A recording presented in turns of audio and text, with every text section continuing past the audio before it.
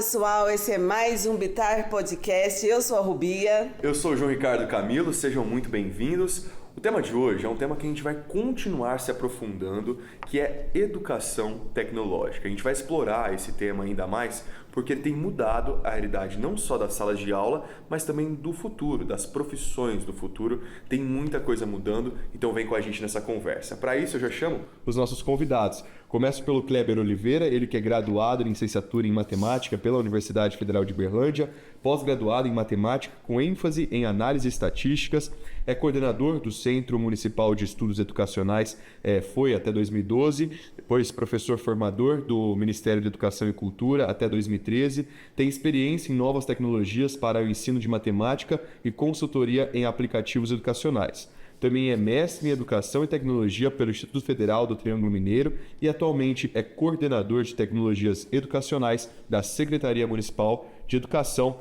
aqui de Uberlândia. Muito bem-vindo, viu, Kleber? Prazer. É um prazer estar aqui, fazer parte desse podcast.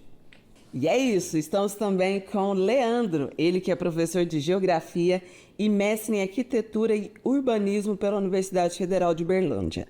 Atua na rede municipal de ensino de Uberlândia desde 2021 e é formador de Geografia no CEMEP, focado na formação continuada de professores do ensino fundamental e EJA.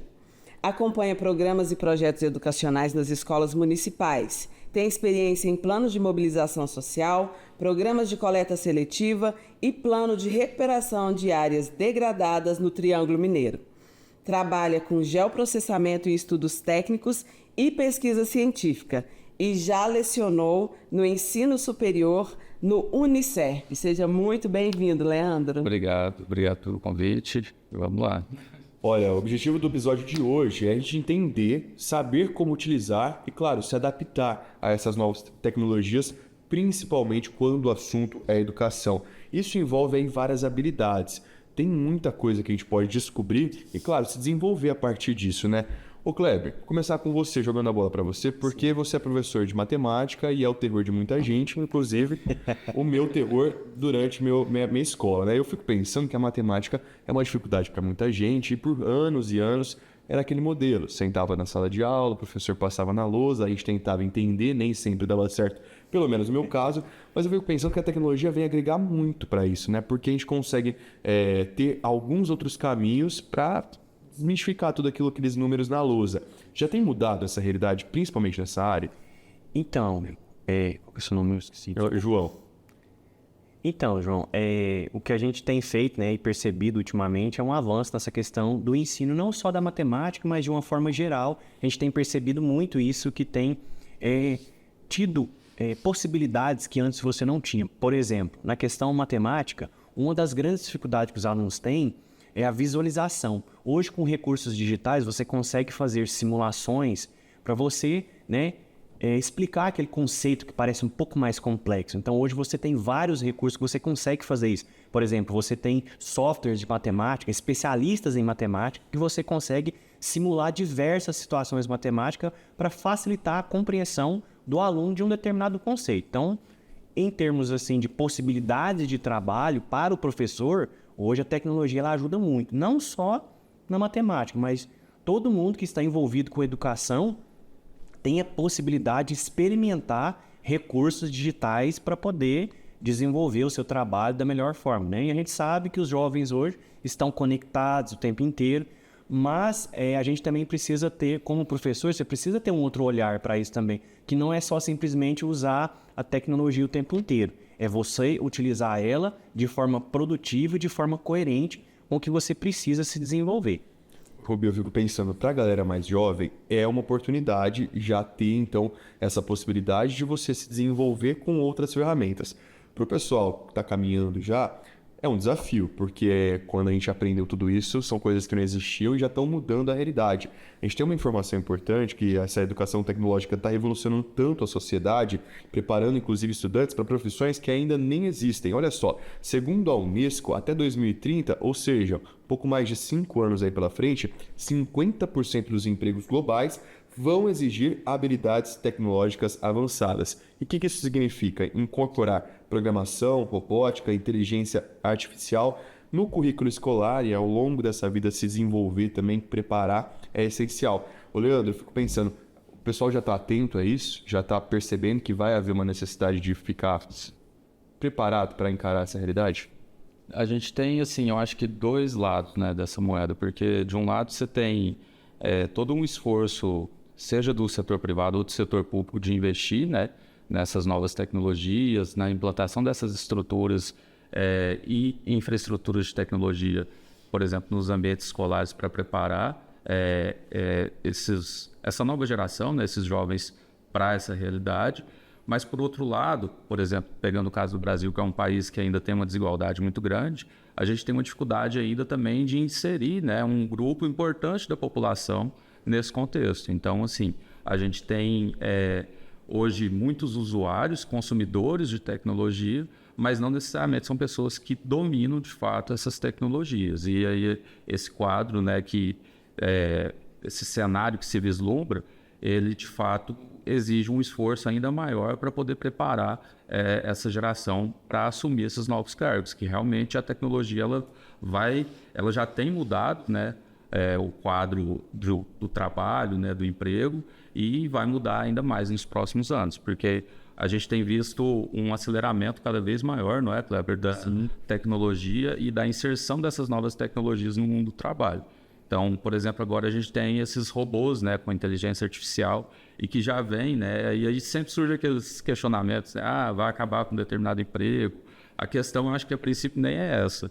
É como utilizar essas ferramentas para aprimorar, né, para ter ganho de produtividade nos empregos que já existem e preparar as pessoas para utilizar adequadamente essas ferramentas. Leandro, te ouvindo falar sobre, né, os desafios, eu fico pensando também, João, nas aulas de geografia, do uso dessas ferramentas para melhora da assimilação do estudante. Você teria algum exemplo para citar de tecnologias aí que são utilizadas para esse ensino exclusivo da geografia? Sim, a gente tem... Eu vejo que a geografia, assim, é uma das áreas que mais tem se beneficiado desses avanços tecnológicos, justamente porque nesse campo da cartografia, né, a gente tem uma série de tecnologias, tanto é que tem um termo atual que são as geotecnologias, que engloba todas essas ferramentas de software, de hardware, drones, inclusive, né, ou seja, os equipamentos que servem tanto para coleta, organização e também para o tratamento desses dados espaciais. A gente tem uma gama hoje de ferramentas, de recursos muito grande.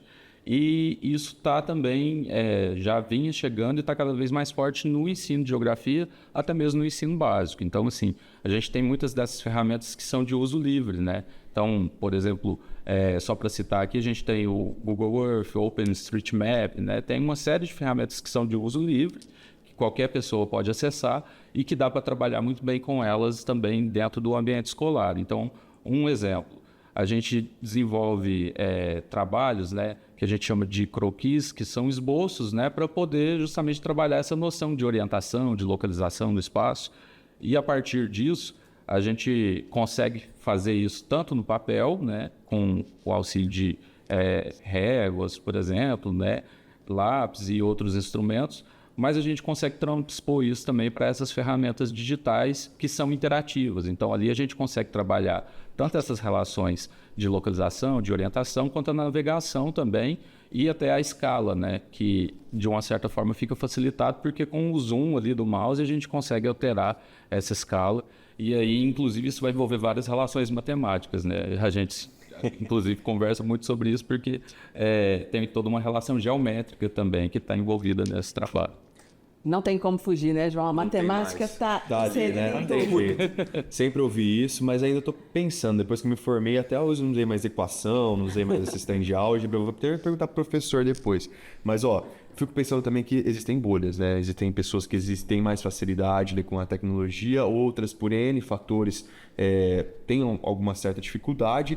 Hoje, qual que é o perfil das pessoas que têm essa dificuldade de já começar a fazer essa inserção nessa educação tecnológica, ou até mesmo nessas tecnologias mais avançadas? E para vocês, qual que seria o caminho para começar a mostrar ali para eles por onde ir, vamos dizer assim? Então, um caminho que eu vejo, assim, no caso, por exemplo, olhando do lado do professor, o professor, ele também é um item muito importante nesse processo. A gente trabalha e desenvolve essas questões com os professores e, assim, o professor, né, assim, a formação continuada do professor é algo que, assim, é muito importante. Seja o professor de educação básica, seja o professor de educação superior. Então, assim, a formação é o caminho para que o professor possa ter acesso, possibilidades, conhecer esses recursos, conhecer essas possibilidades e tudo mais, para que ele possa incorporar isso de fato nas suas aulas. Porque para que o professor possa utilizar esses recursos em sala de aula, ele precisa conhecer primeiro. Ele precisa ter acesso, ele precisa ter oportunidade para que ele possa gerenciar esse processo. Porque a gente, enquanto professor, você gerencia processos de aprendizagem na sala de aula. E quem melhor do que os recursos digitais para nos ajudar a gerenciar os processos hoje? Por exemplo, você citou anteriormente a questão da inteligência artificial. Hoje se fala muito sobre esse recurso, né? Os chatbots, ChatGPT, o Gemini do Google, o Claude, existem vários aí que fazem esses papéis. No entanto, o que a gente tem que dizer para os nossos alunos é que a gente não pode ser só consumidor de tecnologia, a gente também pode ter a oportunidade de criar e desenvolver tecnologia. Portanto, o professor ele precisa se apropriar disso para que ele possa oferecer essas oportunidades para os nossos alunos, os nossos estudantes. Os estudantes eles são assim, muito receptivos com essas questões. Só que também tem um lado que a tecnologia, às vezes, ela vai resolver todos os problemas. Não vai. A tecnologia humana, a pessoa, ela ainda é muito importante. O papel do professor ainda faz muita diferença, né? E eu acredito que vai fazer por muito tempo. Esse gerenciar esse processo, né? Por mais que você tenha recursos, sistemas super avançados, tem sistemas hoje que você entra, só você dá um comando de voz, ele já liga a televisão, acende a luz, já põe a câmera para gravar, já faz um monte de coisa. Então, o professor precisa, no meu ponto de vista, ele ser o centro, né, que converge todos esses processos de aprendizagem.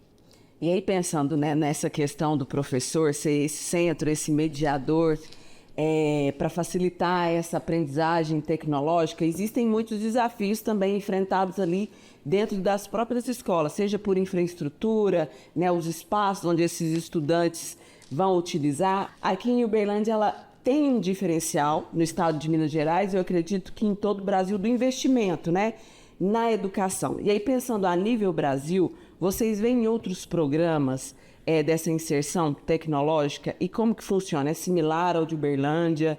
Não é? Vocês poderiam falar sobre isso? A gente tem isso, igual você já citou, em diferentes escalas, né, em níveis territoriais. Então a gente tem, assim, programas a gente tem nas diferentes esferas. Tem programas tanto no âmbito federal, estadual, quanto municipal, que visam, né, prover tanto de infraestrutura quanto de recursos didáticos também, né? Mas não necessariamente isso vai se efetivar, porque aí a gente sabe que tem todo um caminho também, né? E às vezes até entraves burocráticos que dificultam isso. Um exemplo, tem um programa do governo federal que é muito bom, que chama Educação Conectada, mas que por limitações burocráticas, às vezes ele acaba não se efetivando em determinadas escolas, porque entre o prazo da definição do recurso que vai ser disponibilizado para a escola adquirir e a compra, às vezes aquele recurso ele já ficou até defasado, não é, Gleb? Então, assim, iniciativas a gente vê que existem várias, mas às vezes a própria estrutura, né, do Estado, e aí não é nem questão propriamente de governos em particular, mas uma estrutura burocrática do Estado, ela acaba às vezes dificultando a implementação de algum desses programas. E como convencer o pessoal que tem essa importância para quem ainda não sacou que o tempo está correndo? Eu acho que principalmente falar dos benefícios, né, que tem trazido para a questão dessa evolução tecnológica.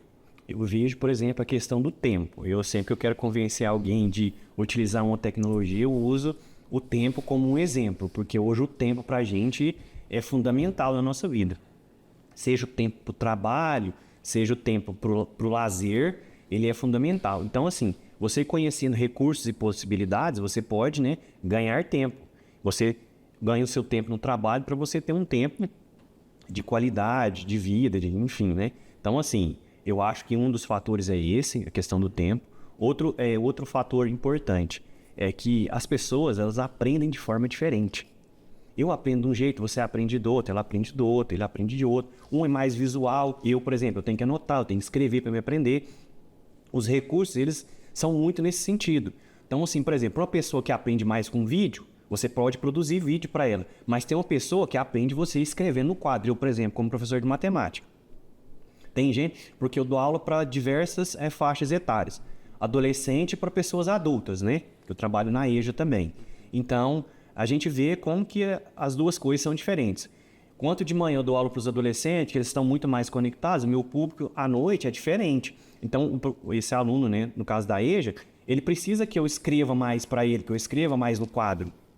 De manhã já é diferente. Eu tenho outros recursos para que eu possa utilizar. Mas também não impede de eu trabalhar com esse público adulto. Eu tenho alguns exemplos que eu já fiz atividades, por exemplo, com eles, que era uma coisa super simples. Era pegar um aplicativo, baixar esse aplicativo no celular e para eles, sabe fazer o quê? Acessar a lista de exercício.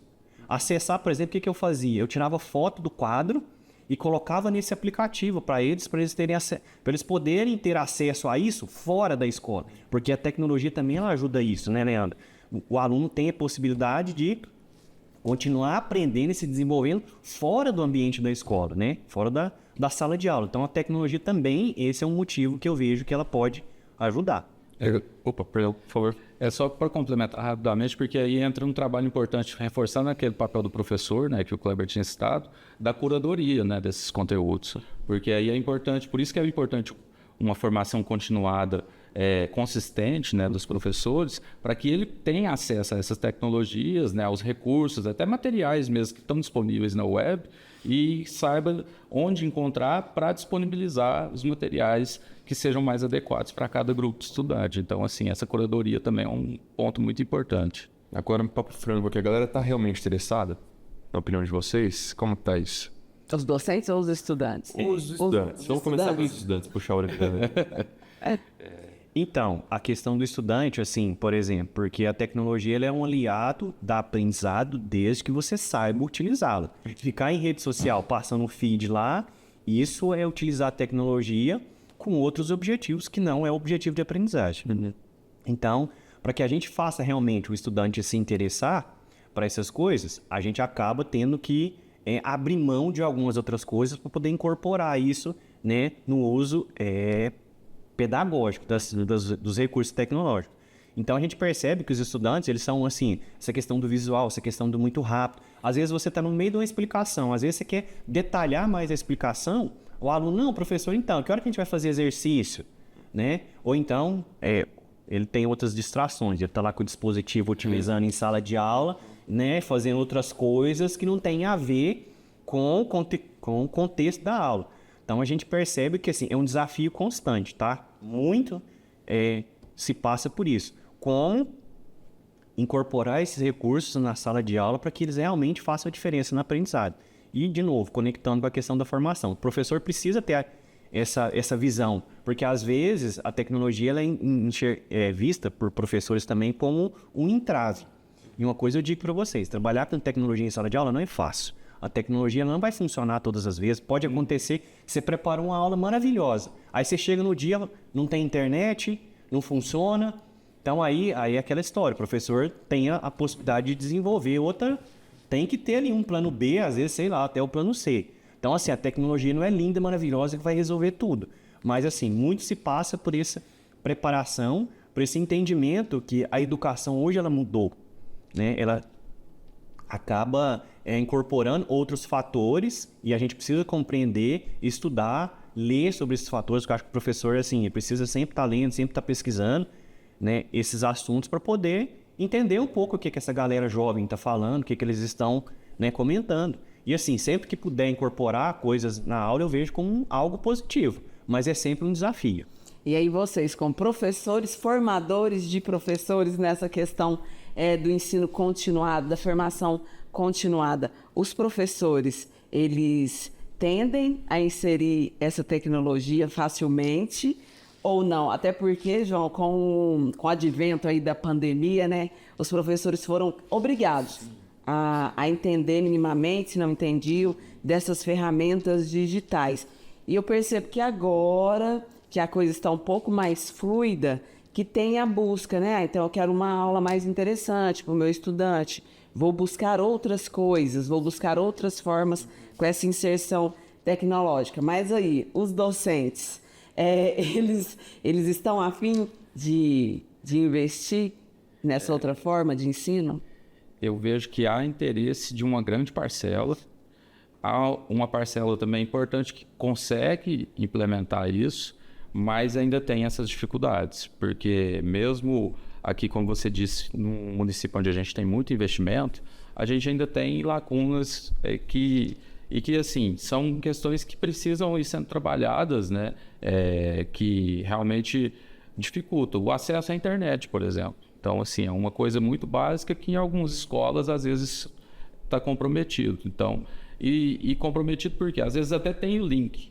Por isso que eu falei que, assim, tem todo um caminho, né? Às vezes não é nem falta de investimento para contratar o link, mas na hora de distribuir isso dentro da escola, não está bem distribuído. Então, você tem salas assim, que funcionam e outras salas que não funcionam. Isso não é exclusivo daqui, isso eu acho que ocorre até talvez em escolas particulares a gente tenha contextos assim, porque é uma questão mesmo assim de estrutura, né? Que às vezes ela precisa ir sendo melhorada e a tecnologia da própria internet ela vem também sendo modificada recentemente e aí às vezes um equipamento defasado vai fazer com que o link não funcione adequadamente. Então, por isso que eu falei que tem várias nuances aí que precisam ser tratadas. Mas, voltando na pergunta, né, eu vejo que assim, tem alguns professores que ainda estão mais presos ao modelo tradicional mesmo, de lousa, né, e que resistem mais à tecnologia, mas tem uma parcela, principalmente professores mais jovens, né, que já vem inserindo, incorporando bastante da tecnologia, inclusive usando recursos que já eram utilizados na época da pandemia, né, como esses ambientes virtuais de aprendizagem, né, onde se armazena os conteúdos para o estudante ter acesso. Então, eu acho que a gente está caminhando nesse sentido. Mas um ponto que é importante também, que volta no que o Kleber estava falando, que às vezes o professor está lá numa aula, às vezes uma aula teórica mesmo, e o estudante está com o equipamento dele, mas vendo um assunto totalmente aleatório a aula, né? Então, eu tenho visto até que alguns países que são tidos como modelos, né, no campo da educação, têm restringido o uso, né, de celulares dentro da sala de aula. E eu acho que assim, a gente precisa canalizar esse uso. Então, no momento em que é para usar, ele tem que estar ali para ser bem utilizado. Mas no momento em que a gente precisa da atenção desse aluno focada, né, na explicação, na atividade, a gente às vezes precisa mesmo retirar, né, quase que totalmente a tecnologia para que ela não sirva como uma distração. Ele tem que rolar uma conscientização para eles entenderem que existe essa ferramenta que você pode auxiliar na sala de aula, ao mesmo tempo que no mesmo dispositivo algo que pode tirar ele dali e levar para longe. Exatamente. Pensando ainda nos desafios e oportunidades da educação tecnológica, a gente tem uma outra informação importante, né, Rubia? Que a implementação da educação tecnológica nas escolas já é uma tendência crescente e essencial para preparar os estudantes para o futuro. Dados, inclusive, que mostram que 75% das profissões emergentes elas vão exigir essas habilidades tecnológicas avançadas.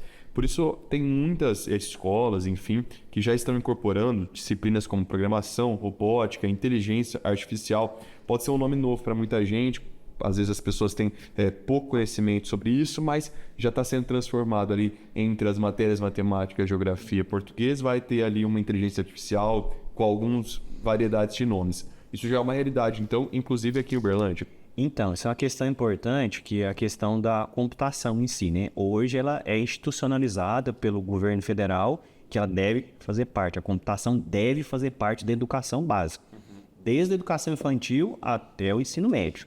Então, isso já é lei, já está posto que deve... Aí os municípios e estados têm liberdade para poder implementar da forma que eles acharem, da forma que eles conseguirem fazer isso no currículo. Então, tem diversas experiências no Brasil. Tem estados, por exemplo, que dentro da grade já tem a disciplina computação. Aliás, ela nem tem estado, por exemplo, que nem chama computação, chama pensamento computacional, que é uma coisa mais ampla do que simplesmente programar. Pensamento computacional ele envolve diversas habilidades, como você citou aí anteriormente, que as profissões vão exigir muitas habilidades. E o pensamento computacional é uma dessas habilidades, é entender como que um computador pensa. Aí você vai falar assim, mas o que isso pode trazer de benefício para mim? Vários benefícios. Um deles, básico, você pegar um problema e dividir em partes.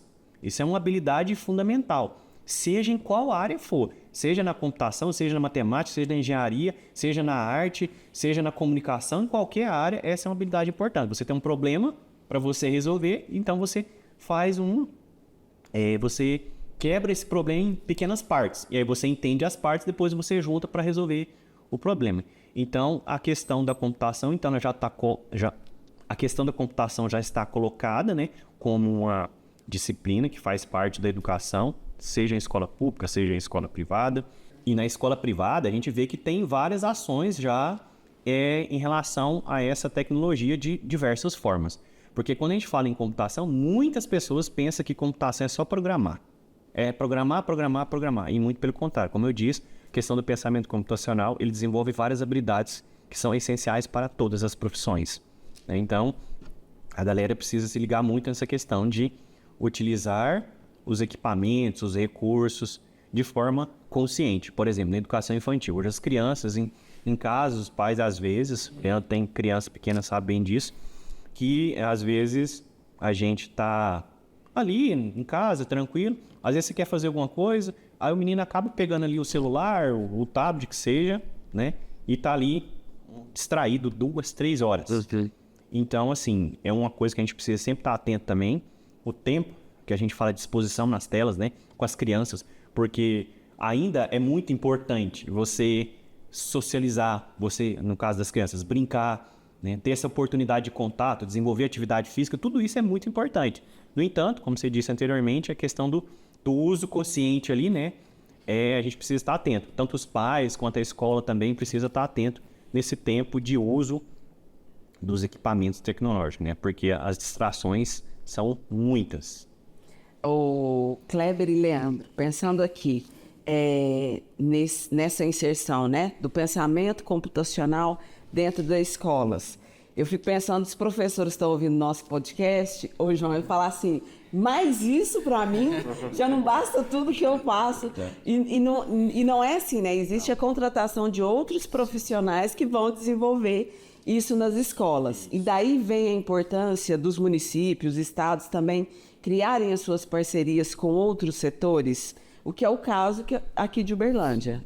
Eu acho que num primeiro momento tem essa importância, né, Kleber, de já que a gente tem algo novo e que o quadro atual de professores ainda não tem a formação adequada, né, e a gente precisa suprir essa demanda, mas ao mesmo tempo fortalecer, né, o quadro de professores efetivos com as formações nesse sentido. Então, assim, dar condições para que esses professores, inclusive, aproveitem essas aulas, né, que estão sendo realizadas, ainda que seja por outros profissionais, dentro das suas próprias aulas. Até porque essa proposta, da forma como ela foi implementada aqui, ela vem justamente dessa forma, não é, Kleber?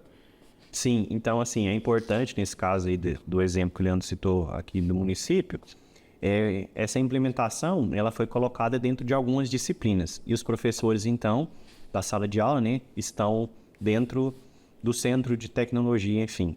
E eles têm a oportunidade de ter acesso, igual o Leandro colocou. Às vezes tem outro professor que está falando lá, por exemplo, sobre um software que é muito interessante, que é o Quizzes, que é um software um software web, enfim, para você desenvolver atividades para você desenvolver atividades que engajam os alunos. Por exemplo, você faz um quiz do assunto que você está trabalhando em sala de aula, e aí você motiva os alunos a responderem, e aí ele tem diversos formatos, né? Tem o formato de vídeo, de voz, formato de texto, formato de imagem. Então, então esses professores, eles têm a possibilidade de ter, poxa, legal isso aqui, eu posso incorporar isso lá na minha sala com os meus alunos. Então, um dos objetivos também é esse, é oferecer aos professores outros recursos que ele pode incorporar na sala de aula, na hora que ele está ministrando o conteúdo dele. Eu vi isso aqui lá, isso aqui pode ser útil para mim. Então, isso é uma coisa importante, né? Desenvolver essas possibilidades de trabalho, de recursos, para que o professor possa, de fato, fazer a sua aula fazer sentido para os alunos. Até porque também é uma perspectiva muito importante que a gente tem na educação, apesar da gente ainda ter isso como um horizonte, é a questão da inter e da transdisciplinaridade, né? Então, quanto mais esses conteúdos conversarem, né, entre si, mais isso vai fazer sentido para o estudante e melhor, obviamente, vai ser a assimilação de todos esses conteúdos. Então, assim, a gente está trabalhando, por exemplo, isoladamente conceitos da geografia, da matemática, das ciências, da computação, isso fica literalmente fragmentado, às vezes, dentro da cabeça do estudante. Quando a gente consegue associar esses conhecimentos, né, isso começa a fazer mais sentido e o processo de assimilação, né, de aprendizagem, ele ocorre também de maneira muito mais eficaz. Você viu aí, alunos e professores contemplados nessa conversa. E no meu tempo de escola, essa disciplina chamava informática. E tinha ali o seu conteúdo básico. Você chegou a ter informática? Bem no comecinho, já eu peguei a fase da entrada dos computadores nas escolas. E agora eu fico curioso para saber o que mudou, então, desde que eu saí da escola, que tinha lá informática, para o que o pessoal tem vivido hoje. Eu acho que, assim, mudou bastante coisa. Até porque tinha uma coisa que é básica, que hoje a gente, às vezes, não tem, que a gente precisa inserir de maneira obrigatória, que é, como a gente tinha comentado, às vezes a gente acha que pelo fato do jovem ter a tecnologia na mão, ele já domina ela. Muitos, às vezes, não sabem digitar, escrever um e-mail. Então, assim... Formatar um texto, uma tabela, né? Coisas que são básicas, né? O famoso pacote Office lá, né? Então, saber organizar uma tabela, um gráfico, né? Então, às vezes, a gente precisa voltar em coisas que são lá do tempo da informática, né? Até parece que isso está muito distante no tempo, mas que por a gente presumir que pelo acesso eles já têm, né, esse conhecimento, às vezes essa etapa ela meio que é pulada na organização, né, curricular. Mas na prática a gente precisa acabar implementando isso. Eu tive informática, estava aqui comentando com vocês, mas eu acho que teve gente que teve datilografia. Existe ainda? E eu tive mesmo, João. E eu quero contar que eu ganhei numa das provas que tinha que digitar um teste de velocidade. E eu também sou campeã em datilografia. Mas aí que vem a surpresa. Minha mãe, anos atrás, mãe, se inscreveu num curso de datilografia, pagou, mas ela foi 2 aulas, não gostou muito, para não perder o dinheiro que ela tinha investido, ela me botou para terminar o curso dela. E eu lembro, cara, olha, eu acho que vai parecer um passado tão disruptivo, mas chegava lá e tinha o teclado do computador, ainda com aquela telinha de tubo, né? Aí botava um papelão assim em cima, e aí você tinha que tirar uma frase, você tinha que ir copiando e não dava nem pra sem roubar. olhar. E não dava nem pra roubar aquela frase. Lembro até hoje o nome da professora. Eu tinha sei lá, 8 anos. Valéria. Um abraço, Valéria. Datilografia. Dá pra acreditar? Não chamava de digitação, Digitação. Né? Digitação no pacote Office. Mas parece ser algo tão recente, mas um passado tão diferente do que as crianças estão acostumadas hoje. Hoje meus priminhos pegam o celular ali e, cara, melhor que eu. Mas eu fico pensando também que a galera tem uma dificuldade com recursos básicos, muitas vezes, né? Porque foi sendo inserido, as pessoas foram ganhando celular, foi avançando, mas não foi ensinado. Não teve uma aula de como utilizar o celular. Isso faz falta para o pessoal hoje, porque esses recursos básicos. Então, você falou uma questão importante aí, que é a questão da digitação. A questão do celular hoje é digitar com 2 dedos, assim, né? E na digitação, digamos assim, profissional, vamos falar assim, você precisa das 2 mãos. E assim, é uma coisa que, igual você falou, muito distante aparece, mas ainda é muito importante você saber digitar bem, saber utilizar as mãos para você ganhar velocidade. Senão a gente fica no teclado e a gente brinca, catando milho lá no teclado, né? Aqui, ali. E assim, é uma habilidade que é importante. Saber, por exemplo, formatar um texto, saber organizar uma tabela, tudo isso são habilidades que a gente, às vezes, igual o Leandro citou anteriormente, que a gente pressupõe que os nossos estudantes já sabem, mas eles não sabem. Então você tem que dar essa oportunidade para ele. Às vezes eu falo com os professores assim, professor, você precisa alfabetizar o aluno também no digital. Mas como assim? Ele precisa aprender a usar o computador ali, no teclado, isso também, independente da área, se é geografia, se é matemática, se é história, se é língua portuguesa, essa é uma habilidade importante em todas as áreas. Então, assim, experimentar atividades, né, desenvolver coisas que os alunos precisem digitar mesmo, né, com as 2 mãos, para que eles tenham oportunidade. né? Hoje você não vai achar mais o curso de informática na Bit Company, né? Você não vai achar esse curso aí. Mas, enfim, mas você acha ele no mundo digital também. Tem um curso lá, mas você precisa fazer e desenvolver isso, porque é fundamental para você, em qualquer profissão, ou você precisa saber minimamente digitar. Eu não sei nem se tem mais o teclado, mas quando eu fiz meu curso de digitação anos atrás, tinha lá mais ou menos no meio dele 2 letrinhas que tinha um relevinho na tecla, marcador, né? o marcador, que eu descobri durante o meu curso de digitação, que era para você ter uma referência. Eles o dedão, né? E dali você ia, mas até hoje é muito rápido aqui. Não é à toa que fui pro jornalismo, que é ali o tempo todo digitando, escrevendo. Não sei nem se tem mais esse relevinho na tecla. Antigamente tinha, né? Antigamente. Mas o curso de digitação, que era você digitar com uma certa velocidade, era um diferencial naquela época. Hoje se tornou quase que um recurso básico e a exigência superou. Inteligência artificial, entre outros, conhecimento de software. E quando você chega numa empresa, e muitos dos jovens aprendizes que estão acompanhando o Bitar Podcast, chega ali, tem um sistema deles, tem uma série de ferramentas para você fazer um pedido, para você cadastrar uma nota, para você lançar no Excel. Como que se prepara para tudo isso? Tem um como assim?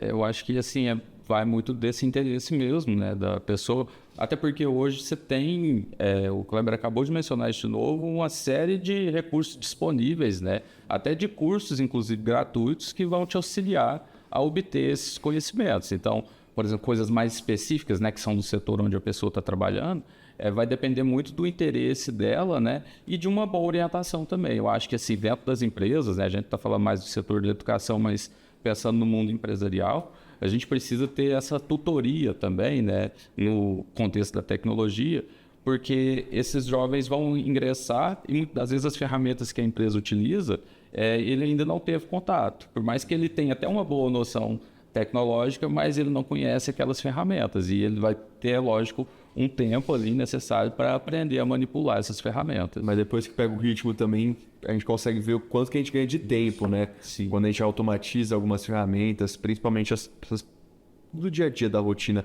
O Kleber, agora pensando também nessas ferramentas, a inteligência artificial chegou tarde para mim, porque eu perdi muitas noites de domingo chorando, fazendo trabalho de matemática. Mas o que é importante dizer aqui para a galera é que é uma ferramenta para auxiliar, né? Não é para substituir, não é para o aluno chegar lá, jogar o desafio da matemática na inteligência artificial e te levar a resposta não, né? Você falou um negócio bem legal, assim, como a inteligência artificial reage com questões de matemática. Eu tenho pesquisado e visto muita coisa. A inteligência artificial erra muito, tá? Principalmente na matemática. O que a gente fala? A gente não fala que a inteligência artificial ela erra. A gente fala que ela alucina. Identifiquei com ela, então. Quanto à matemática... Ela alucina muitas vezes. Por quê? Para que ela realmente consiga, digamos, resolver o problema matemático, você precisa treinar o que a gente fala que são os prompts. É o texto que você escreve para ela executar o que você, né? Então, o grande diferencial é você saber colocar esse texto, saber treinar a inteligência artificial. Essas que existem de forma gratuita, eu já testei várias, gente. Elas erram muito nas resoluções de problemas. Elas literalmente viajam na maionese. Então, assim, é impressionante. Tem vários vídeos aí que a gente faz, né? Os memes que a gente vê de como você entra com a pergunta e como que vem a resposta. Sai cada coisa assim absurda. E você disse, é importante que o aluno utilize isso como um auxílio. Ele precisa, né, no caso da matemática, ele precisa do exercício mental de ele resolver a questão. A inteligência pode ajudar, por exemplo, ele fazer uma resolução e pedir para ela, olha, vê onde eu errei nessa resolução, vê se essa resolução está certa. Aí é uma coisa legal, porque às vezes ele não vai ter o tempo do professor dar o feedback para ele para responder. Mas se ele resolveu, hoje elas conseguem, as IAs hoje conseguem ler, né, o que está escrito ali. Você faz o upload da imagem, ela lê exatamente o que está ali. Então, assim, é um recurso útil nesse caso. Você pode utilizar ela como um assistente para poder verificar se o que você está desenvolvendo realmente está no caminho certo. Ou então, beleza, identificou um erro, ela aponte, né? Mas é uma questão, assim, tudo vai muito do treinamento. Hoje as IAs, inclusive, elas oferecem recursos para você treinar a sua própria, você ter a sua. É um processo, não é um processo difícil de fazer, né? Mas que também vai potencializar. Isso serve para todos. Tem os que a gente fala que são os GPTs. É igual você entrar na loja do Google Play e baixar um aplicativo. Você entra na loja do ChatGPT lá, por exemplo, que ainda não é uma loja, mas vai acabar virando, ela te oferece vários GPTs, um GPT de matemática, especialista em matemática, especialista em geografia, né? Aí, isso é um recurso que pode ser bacana de o aluno utilizar para ele poder ir desenvolvendo. Por quê? Como a gente disse lá no início, a tecnologia ela veio para nos auxiliar também no ambiente fora da escola. Mas a escola ela ainda é muito importante. O aluno, né, precisa desenvolver as habilidades básicas para que ele tenha, inclusive, ser crítico. Falar, poxa, essa resposta aqui está errada, cara. Esse negócio aqui não tá certo. Então, assim, o ser humano ele ainda é muito importante, né? É um recurso que veio apoiar, as pessoas estão, assim, usando, né? Tem até jornais, inclusive, que fazem notícias baseadas no ChatGPT. Inclusive, até publica aí na internet, nos memes, aí você vê. Lá tem o prompt, lá no início do primeiro parágrafo do jornal, tá o prompt que foi executado lá para poder gerar a notícia, né? Ou seja, substituiu e não auxiliou, né? Exatamente. Isso mesmo. E, Kleber, pensando ainda no comecinho da conversa que a gente teve, você tem alguma sugestão de software, de aplicativo voltado para matemática, pensando nessa avanço da tecnologia? Ah, sim, tem vários. Eu vou citar um assim, que é o meu favorito da vida inteira, que é um software, inclusive, que é um software que saiu de pesquisa acadêmica, é uma tese de doutorado de uma pessoa, se eu não me engano, da Alemanha, que é o GeoGebra. É o software mundial mais utilizado aí no ensino de matemática. Mais de 150 países utilizam. E esse software tem algumas características fundamentais para o ensino de matemática, porque ele consegue alinhar alguns mundos que parecem desconectados na cabeça dos alunos. Por exemplo, o mundo da álgebra, o mundo da aritmética e o mundo da geometria. Então, nesse software, você vai ter acesso, né, digamos assim, a esses mundos. Você vê conectado, você faz uma ação na geometria e vê o resultado disso na álgebra. E vice-versa. Você faz uma ação dentro da álgebra e você vê o resultado geométrico. Então, assim, é um software muito, muito bacana para que o professor possa utilizar. Desde o aluno do Fundamental 1 até o ensino superior. Ele consegue abarcar todas as possibilidades. É um software gratuito, 100% gratuito. Tem muito material. É um software que está muito avançado, você nem precisa mais instalar no computador, você tem acesso, inclusive, por aplicativo, você pode acessar ele via web, então tem várias formas de você utilizar esse software. E são muitas as opções hoje que a gente tem de educação à distância e educação, uma experiência, né, educativa ali, interativa, personalizada. Tem aplicativo de inglês, tem aplicativo de matemática, tem aplicativo já de preparação para vestibulares específicos, como Enem, entre outros, que ali a pessoa tem um banco de dados, ela consegue ter acesso a diferentes questões ali, e isso tudo na palma da mão, um tempinho que você tira algum deslocamento, você já consegue utilizar isso no seu tempo útil. Pensando nessas sugestões que vocês dariam e encaminhando para o final da nossa conversa, vocês têm algum aplicativo em mente aí que vocês possam sugerir para que as pessoas aproveitem a melhor tecnologia para a educação? Eu acho que, assim, tem alguns desses que nós já citamos, né? Então, assim, falando do contexto da geografia, a gente tem esses mapas interativos, né, que são os web maps, que a gente chama. Eu brinquei muito o Google Earth quando eu descobri. Então, e assim, tem essa questão de trazer um mundo, né, que se abre de fato, porque a gente consegue visitar diferentes pontos do planeta e às vezes a gente tem informações que são inseridas, seja por usuário ou pelas próprias companhias, né, que disponibilizam esse serviço. Então, assim, são ferramentas muito importantes para poder, né, auxiliar nesse processo aí de aprendizagem. Por mais que elas não tenham, nesse caso, as que eu estou citando agora, conteúdos de fato, né, muitas das vezes, mas a interação com elas vai ajudar a assimilar diversos desses conhecimentos que são do campo da geografia, por exemplo. A gente falou de uma linguagem bem técnica aqui para algumas questões, mas também tem tecnologia auxiliando na criatividade. E aí eu vou deixar para a Gubi, que também é professora, poder falar um pouquinho mais sobre isso com a gente. Como que tem mudado a realidade? Porque a gente estava muito acostumado com uma coisa ali da sala de aula, dessa conversa. A tecnologia já tem influenciado também nesse campo? João, totalmente. A gente tem, na escola que eu trabalho, a gente tem feito uma pesquisa de atuação e aí a gente usa aplicativos para criação da nossa caracterização, a maquiagem de teatro. E aí é super legal que enquanto eles vão testando e criando ali no computador, a gente tem um segundo momento de levar e replicar aquilo no rosto. É uma conversa que deve continuar nos próximos episódios, mas já agradeço demais a participação de vocês. Nós conversamos hoje com o Kleber Oliveira e também com o Leandro Oliveira Silva. São primos ou não? São coincidência, então. Já ia ser melhor. Temos uma mera semelhança também. Dois professores que trouxeram muitos conteúdos para essa aula que a gente teve hoje de educação, de avanço da tecnologia, e a gente vai acompanhando essas tendências e, claro, que se tiver novidade, vocês voltam, combinado? Combinado, então, e agradeço a oportunidade e quem sabe em outras oportunidades a gente volta aí para estar conversando mais. Agradeço o convite, agradeço a oportunidade. É sempre um prazer poder compartilhar, trocar ideias sobre coisas que a gente faz no dia a dia, sobre o nosso trabalho. Então, muito obrigado. O Kleber tá quase me convencendo que matemática é legal, viu? Eu já tô doido pra entrar no aplicativo que ele falou. Eu vou ver se isso aí dá certo. E eu pro Google Earth. Tchau, gente. Até o próximo episódio. Até.